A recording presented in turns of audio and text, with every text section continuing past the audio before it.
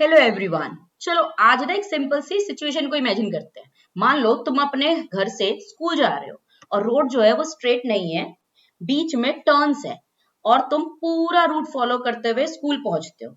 अब एक interesting question इसमें क्या आता है कि तुमने जितनी डिस्टेंस ट्रेवल की, क्या तुम्हारा डिस्प्लेसमेंट भी उतना ही होगा? अगर आपको लगता है कि दोनों चीजें सेम होंगी तो वीडियो को एंड तक जरूर देखिए। मान लो स्टूडेंट ने स्टार्ट किया, पॉइंट ए से जर्नी स्टार्ट की, तो point A is the starting point और फिर वो गया पहले पॉइंट बी तक। ओके, फिर उसके बाद पॉइंट बी से उसने स्टार्ट की जर्नी और पॉइंट सी तक गया, फिर सी से वो डी तक गया। तो इस तरह से उसकी जो जर्नी है वो 3 फेजेस में कंप्लीट हुई, A to B to C and C to D.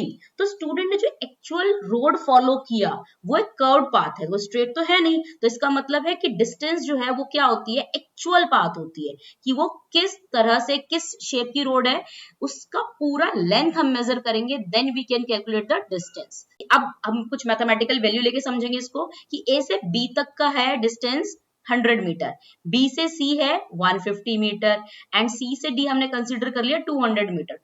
So the distance will equal to 450। जब आप क्या करोगे, इन तीनों को ऐड करोगे तो डिस्टेंस क्या है आपका? डिस्टेंस है आपका total length of the path actually travelled, चाहे वो कर्व हो चाहे वो लीनियर हो, एक्चुअल क्या है वो उसका सम आएगा। फिर अब डिस्प्लेसमेंट क्या है, तो डिस्प्लेसमेंट को समझो। Displacement is change in position. अब डिस्टेंस का मतलब तो समझ में आ गया आपको कि एक्चुअल पाथ हो गया। अब डिस्प्लेसमेंट क्या है, इनिशियल पोजीशन से फाइनल पोजीशन तक कितना चेंज आया। अब मान लेते हैं ए से डी गया, तो हम यहाँ पे क्या करते हैं, हम ए से डी में पहले एक स्ट्रेट लाइन ड्रॉ करेंगे इनिशियल पॉइंट से लेके फाइनल पॉइंट तक। तो जो स्ट्रेट लाइन की मेजरमेंट होगी that will be our displacement. तो इससे क्या पता चलेगा कि अगर हमें डिस्प्लेसमेंट फाइंड करनी है तो ए से डी की हमें लेंथ को फाइंड करना पड़ेगा। So displacement will equal to straight line distance and direction from initial to final position. हम यहाँ डायरेक्शन क्यों बोला है, बिकॉज डिस्टेंस और डिस्प्लेसमेंट में कुछ तो डिफरेंस होगा ना। Displacement is a vector quantity, displacement की एक वेक्टर क्वांटिटी है, इसीलिए यहां पर हम डायरेक्शन को भी कंसीडर करते हैं। So displacement has both magnitude and direction. Next, अब दोनों को एक साथ कंपेयर करके देखो। डिस्टेंस क्या था, एक्चुअल पाथ या टोटल पाथ, एंड डिस्प्लेसमेंट क्या है, इनिशियल टू फाइनल पोजीशन के बीच की डिस्टेंस। शॉर्टेस्ट डिस्टेंस हम कह सकते हैं, शॉर्टेस्ट पाथ कह सकते हैं। ओके, लेकिन डिस्प्लेसमेंट को डायरेक्शन के साथ डिस्क्राइब किया जाता है, और अगर ऑब्जेक्ट एक स्ट्रेट लाइन में सेम डायरेक्शन में मूव करे तो डिस्टेंस और डिस्प्लेसमेंट की मैग्नीट्यूड इक्वल हो सकती है। ओके, अब आपको मैं एक ट्रिकी सिचुएशन समझाती हूँ इसमें।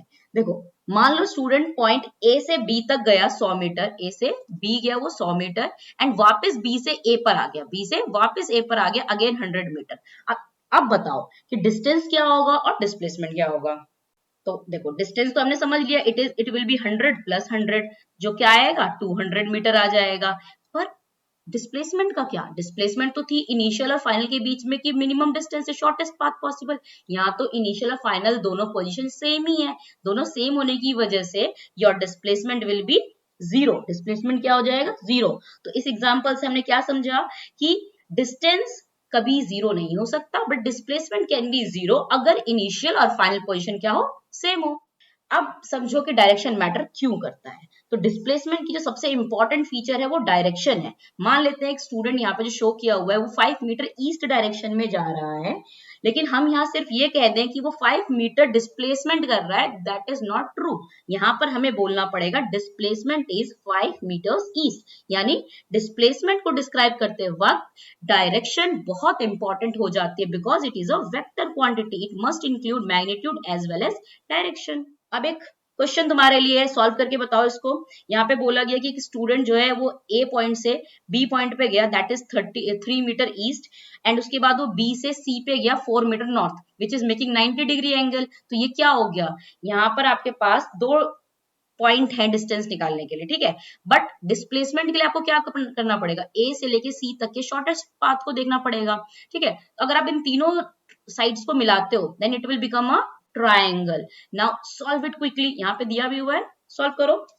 तो अब हम समझते हैं इस चीज को। तो डिस्टेंस क्या हो जाएगा, distance will be 3 plus 4 that is 7, but displacement क्या होगा, इट इज दिस पार्ट, जिसको हम ये भी कहते हैं हाइपोटेनियस। राइट एंगल ट्राइंगल है तो हाइपोटेनियस है, तो हाइपोटेनियस फाइंड करने के लिए क्या करते हैं, बेस और परपेंडिकुलर की साइड्स का स्क्वायर का सम करते हैं, है ना। तो आपके पास यहाँ पे सी की वैल्यू क्या आ जाएगी 5 मीटर, बट हम सिर्फ 5 मीटर नहीं बोलेंगे, क्या बोलेंगे 5 metre north east. Very good, सीख गए हो आप लोग। तो यहाँ पे डिस्प्लेसमेंट क्या हो जाएगी 5 मीटर नॉर्थ ईस्ट डायरेक्शन। तो फटाफट अब एक बार रिकॉल कर लेते हैं, बस 3 चीजें याद रखनी है हमको। First thing, distance is equal to total path travelled, displacement is equal to initial position to final position तक जो भी चेंज आया वो, एंड डिस्टेंस की वैल्यू जो होती है डिस्प्लेसमेंट के मैग्नीट्यूड से सेम हो भी सकती है, नहीं भी हो सकती, but in case of displacement you always have to mention the direction. अब डिस्टेंस और डिस्प्लेसमेंट का कंफ्यूजन क्लियर हो गया होगा। ऐसे ही डिफिकल्ट क्लास 9 के कॉन्सेप्ट्स को सिंपल और विजुअल वे में समझने के लिए साइंस के धुरंधर को फॉलो करें।